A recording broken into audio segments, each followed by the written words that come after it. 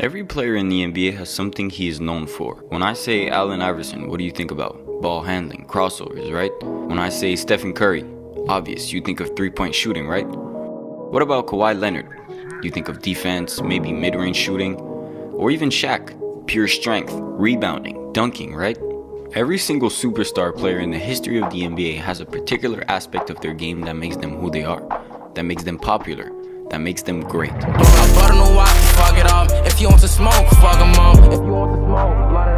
Shaquille O'Neal. In the last few days, I've been watching some old NBA games that I hadn't seen before. Trying to pass the time practicing social distancing, I've come upon some interesting discoveries while watching some early 2000 Shaq-Kobe Lakers game, a dynasty I was too young to have seen live. The most notable discovery was that Shaq was a significantly better passer than I had realized, to the point where his distribution from the post contributed greatly to his success there. Shaq just earned the title of being the most dominant force in the history of the NBA, obviously. As tall and tough as the NBA players were when they faced a 7'1", 325-pound giant under the rim, there was no point in even trying. Even Michael Jordan struggled against Shaq when he was in his prime. Shaq is a 4-time champion, league MVP, 3-time finals MVP, and a 2-time scoring champion. With all of those accolades, people overlook another aspect of Shaq's game. That was his passing ability. When we take a look at Shaq's stats throughout his career, we can see that he only averaged 2.5 assists, but that doesn't mean he couldn't pass the ball. The numbers don't tell the whole story. As we know, Shaq was unstoppable under the rim, so why would he ever need to pass? In most occasions, not even a double team was enough to stop the man. He was not a high volume assist guy or even a frequent passer from the block, but Shaq could sling it around the court and slice beautiful bounce pass into the lane. He understood his gravity and the lanes that his dominance could open. Every time Shaq received the ball on the block, he glanced around the court and evaluated where everyone was. He knew when to act and super quickly. When circumstances dictated, Shaq became a very good distributor. In Game 2 of the 2001 Finals, he produced arguably one of the best games ever played in the finals. 28 points on 12 of 19 shooting, 20 rebounds, 8 blocks, and 9 assists in a 10-point Lakers win. His dishes won't always remind you of Nikola Jokic, but when there was a shooter in the corner or a cutter under the rim, Shaq had the vision and the accuracy to find him. Shaq's passing ability is definitely one of the most underappreciated part of his game. Michael Jordan. By most recognized as the GOAT, Michael Jordan is the face of basketball. Every part of his game is on an extremely high level, especially his jumping ability. But some people still overlook how great this man handled the ball. MJ didn't over-dribble like most wings today. He minimized the number of dribbles he had to take. He relied on off-the-ball movement and post-up more than dribbling to score or playmake. Today we can take a look at elite ball handlers like Kyrie Irving or Stephen Curry, as they take more dribbles to get to their spots due to their size disadvantage. But due to Jordan's athleticism and quickness, he got to his spot a lot easier. Another thing we have to consider is what era they played in. The 80s and 90s were more tougher, and it's safe to say if you over dribble, you would foul out a lot more. James Harden. James Harden's struggle on defense are well documented. His reputation on that end of the floor was never great, with Harden now considered among the NBA's worst defenders. But is this type of reasoning really justified? Harden has been caught mindlessly wandering around the perimeter while his men cut to the basket.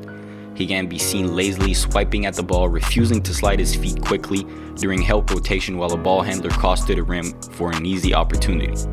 Defense is both effort and skill. Yes, he could stand to ball watch less and keep his head on a swivel a bit more. His level of awareness needs to be several notches higher.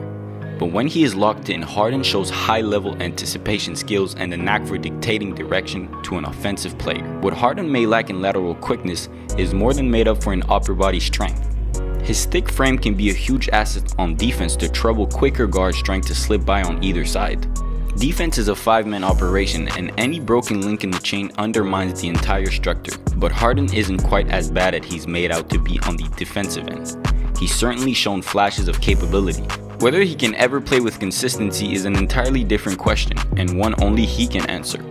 It all starts with effort. Well, Rachel, I'm going to tell you, I've been impressed with James Harden in this whole bubble. Right? His energy level, the way he's been bringing it on the defensive end. We already know that he's a walking bucket, but this is part of the reason that they traded for Russell Westbrook. Not only because of what Russell Westbrook brings on the court as far as his basketball skills, but his mindset. The great Kobe Bryant blessed him with that Mamba mentality. Did you prove something with your defense in those possessions? I don't have nothing to prove to anybody. Nothing to say. LeBron James. Throughout his career, LeBron James has been labeled as a well-rounded player. Some use the phrase to touch upon his remarkable versatility, while others speak or write it as a compliment. What many on both ends have failed to recognize is the most consistently dominant aspect of James's game, his scoring. Major news network will not hesitate to praise his every move, but it's understated that he's one of the most productive and efficient scorers in NBA history. The average fan doesn't regard James as one of the greatest scorers of all time. He won the scoring title in 2008, but that distant feat has fallen out of this generation's sight of NBA history. LeBron's consistency should tell you all that you need to know. The only player with a higher mark than him is Michael Jordan at 30.12 points per contest and Wilt Chamberlain at 30.07. By all means and measures, LeBron is one of the greatest scorers ever. We as an NBA community just can't seem to wrap our heads around it. Kobe Bryant. Kobe Bryant was and will forever be recognized as one of the best scorers of all time, one of the clutchest player of all time, and one of the most unguardable player of all time due to his height, quickness, and unpredictable move. But one thing we forget is that Kobe was ready to do everything to win.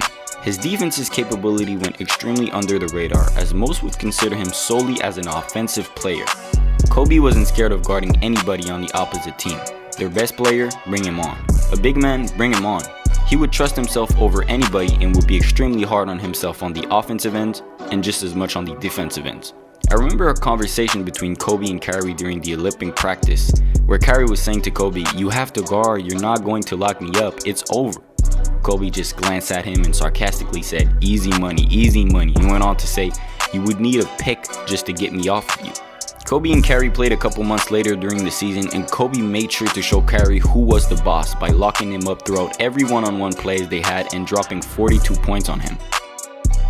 I really hope you enjoyed this video. Take a quick second and leave a like to help this channel get the recognition it deserves. It would be very much appreciated. And don't hesitate to let us know any ideas you might have for future videos. With that being said, I hope you have a wonderful rest of your day. Peace out.